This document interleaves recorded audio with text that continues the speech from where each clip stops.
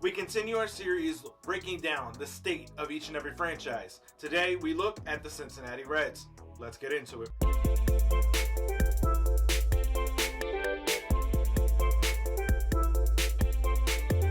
What's going on, baseball fans? Jeremy Laracuente here for the Baseball Banter Broadcast, and today we break down the state of the franchise for the Cincinnati Reds.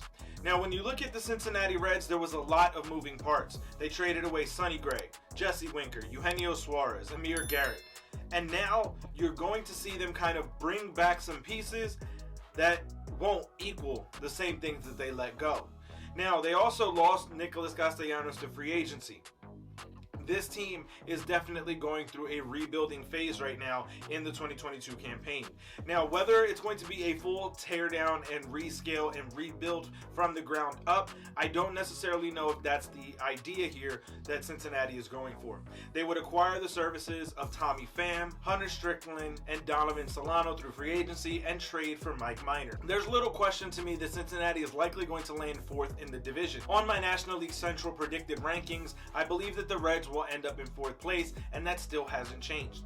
I think that when you look at what Cincinnati is going to be facing off against this upcoming season, there's going to be a lot of struggle and competition that keeps them held down. One positive note to take away if you are a fan of the Cincinnati Reds is that Hunter Greene will be starting the season with the Cincinnati Reds on their opening day roster. I think this is a very smart move and a very good move because it's going to have your diehard Cincinnati Reds fans invested from day one. They'll want to see how this top prospect translates his skills from the minor leagues to now the major league level. I think that it'll be a very good move and a very smart move for Cincinnati to have him on the opening day roster and really make him the forefront of the focus of all their marketing campaigns. If you really want to have fans still coming out to the ballpark, despite the fact that you traded away everyone, this is the player that you surround yourself with and put on a pedestal and elevate to new levels if you're the Cincinnati Reds marketing team. Now, as we look at the state of the pitching staff for this Cincinnati Reds ball club, there's still some highlights to this. Luis Castillo, at the time of this recording, is still a member of the Cincinnati Reds. Hunter Greene, that I just spoke about, is a member of the Cincinnati Reds pitching staff. Beyond that, however, there's a lot of question marks with this rotation and even more in the bullpen.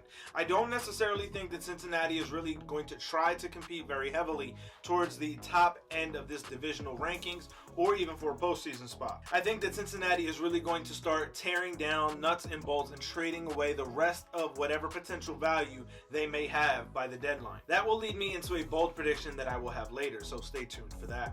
As we look at the state of the offense for this team, there are some players to be excited about if you're a fan of Cincinnati. Obviously, the stalwart Joey Votto is still hitting the way that you expect him to. He's still playing the game at a very high level, given his age and the fact that there's no protection around him.